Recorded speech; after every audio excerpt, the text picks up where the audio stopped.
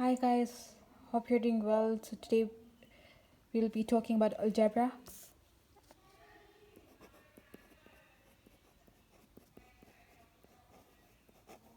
Before we start with the video, I hope you enjoyed my previous videos and will give this video as much love as you gave in my previous videos. So what is algebra? So algebra is basically the mathematics that includes alphabets. We always thought that mathematics is all about numbers, but algebra proved that wrong. So algebra is divided into two branches, okay? One is expressions and the other one is equations. Both of them are made up of integers. If you haven't watched my video of integers, please go to my channel and do watch it and give it a thumbs up.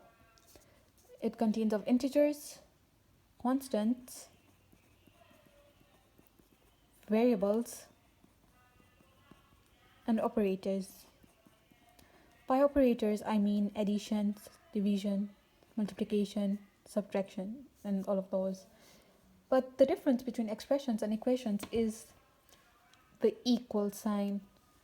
Expressions do not have the equal sign and they do not have two sides, while equations have two sides, right?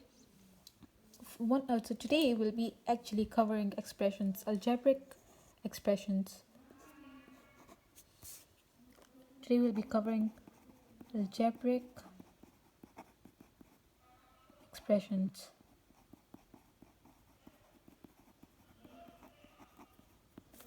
So before we start talking about algebraic expressions, I need to tell you that you cannot solve algebraic expressions. You can just simplify them, right?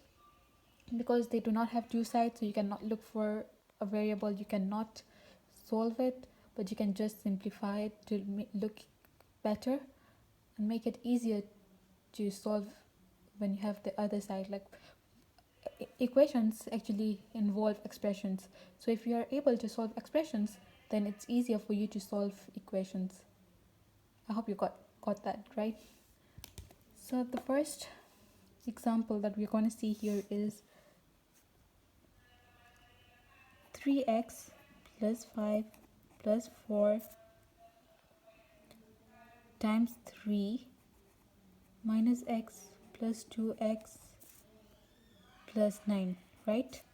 So the first thing you need to do here is, whenever you see an algebraic expression, the first thing you need to do is collect the like terms, okay?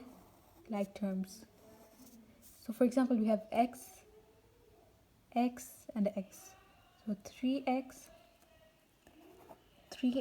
minus x plus 2x, right? Plus 5 plus 4 times 3 plus 9. So these are all x values and these are all in numbers, right?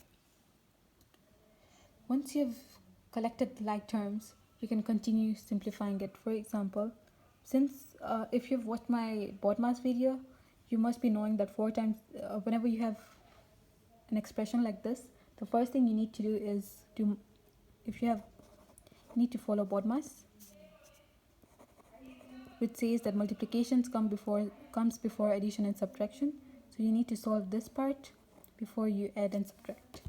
So 4 times 3 is 12. You can rewrite it as 3x minus x plus 2x plus 5 plus 12 plus 9, right? Now you can carry on with addition. Once you add 5 and 12, you get 17, plus 29 plus 9, you get 26, okay? And here, because we have subtraction and addition, the first thing you need to do is add, because addition comes before subtraction. You get 2x plus negative x, so that is going to be positive x, 3x plus x plus 26. You add this up, you get 4x plus 26. Looking at the answer you have, you can easily note that this does not give you the value of x. Rather, it just simplified the expression you had to something that looks smaller, neater, and more comprehensible, right? So let's look at another example. That's gonna be 3 4x plus 5y minus 2 3x minus 7y, right? So whenever you have something like this, the first thing you need to do is you distribute the value that you have outside the bracket to the values that you have inside the bracket, right? So that should be the first step. So 3 times 4x is okay, you first write it down like 3 times 4x plus 3 times 5y minus 2 times 3x minus 2 times negative 7y, right? Then, as we've seen in BODMAS, you need to multiply before you add and subtract. So 3 times 4x is 12x plus 3 times 5y, that is 15y, minus 2 times 3x, that is negative 6x, minus 2x minus 7y. Since it's negative multiplied by negative, you get positive 14y. As we've seen in our previous example, the next thing you need to do is collect the like terms. So it's going to be 12x minus 6x plus 15y plus 14y, right? And then according to BODMAS, you need to add before you subtract. So 29y plus 12x minus 6x, and then you can subtract. So you get 12x minus 6x is 6x plus 29y, right? Okay, so that's your answer, a simplified answer, not a solved answer. I can't stress this enough.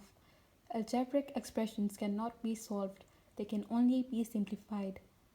When they are part of an equation, that's when you can solve for a value like x. Okay, another example that we can solve here is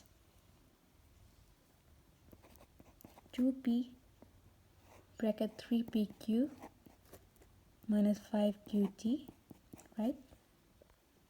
So when you have something like this, just as I showed you in the previous example, you need to split the value that is outside the bracket to the values that are inside the bracket. Okay, so 2p times 3pq, you can write it down in brackets for your own understanding, okay, to make it simpler for you to not make mistakes, minus 2p times 5qt, right? Now you have something like this. So 2p times 3pq, you get 6p squared q minus 10pqt. So that's your answer right there. So the only thing you've done from here to here is make it simpler. You've made it easier to understand the expression that was originally written. You have not solved it, right? Now pause the video and try to solve this question, and once you're done, you can resume the video to see the answer. 2n minus 1 plus 5x times 7. Please pause the video and come back to see how I do it, right? So, okay, hopefully you're done solving it. Now let's see if you're right. So the first thing you need to do here is brackets of division, multiplication, addition, subtraction. BODMAS is really important in algebraic expressions. You must have noticed that by now. So the first thing you need to do is remove the brackets by distributing the term. So 2 times 2n is 4n. 2 times negative 1 is negative 2 plus 5x times 7.